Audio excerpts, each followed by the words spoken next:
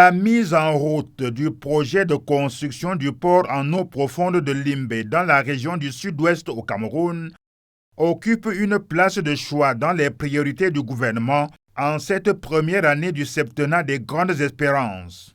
On observe d'ailleurs un réel frémissement à ce sujet. En juin 2026, le Premier ministre, chef du gouvernement Joseph Diongouté, a conduit une concertation avec certains partenaires au projet, dont les chefs traditionnels de la zone d'impact, convaincus que l'infrastructure charrie des espoirs légitimes. Espoir que les activités envisagées aideront à désengorger les ports de Douala-Bonabéry et de Kribi et développer un pôle de création de richesses et d'emplois dans la région du sud-ouest. La concertation de Yaoundé sur le projet de construction du port en eau profonde de Limbe intervient dans le prolongement de la correspondance du ministre d'État, secrétaire général de la présidence, Ferdinand Ngongo, qui instruisait le 7 juillet 2025 le ministre des Transports de conclure un mémorandum d'entente au profit de la réalisation de ce projet en mode build, au pré-transfert, conformément au haut accord du chef de l'État Paul Biya. Dans cette optique, le gouvernement camerounais avait alors pris langue avec une entreprise de travaux publics turque pour s'impliquer dans la réalisation de ce projet, dont le coût des investissements est évalué à 400 milliards de francs CFA, détaillé dans les études de faisabilité prescrites par le chef de l'État.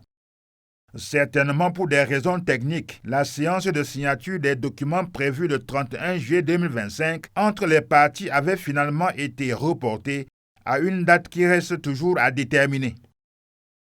Maintenant que le gouvernement reprend main sur le dossier, on peut rappeler que le port en eau profonde de Limbe est administrativement rattaché au port autonome de Limbe, juridiquement fondé par le décret du 15 juin 1999 portant organisation et fonctionnement de celui-ci. L'infrastructure donne sur l'océan Atlantique et devra devenir un pôle majeur de développement national, ouvert sur la côte ouest africaine pour accueillir les bateaux à grand tirant d'eau, transportant dans leur ventre des produits lourds tels que les hydrocarbures, les produits de rente et les biens d'équipement dont le tissu de production du Cameroun a besoin.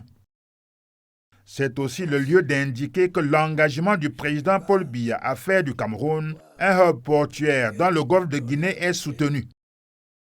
Après le légendaire port de Douala-Bonabéry, qui poursuit sa modernisation et sa transformation, et le port en eau profonde de Kribi, qui monte en puissance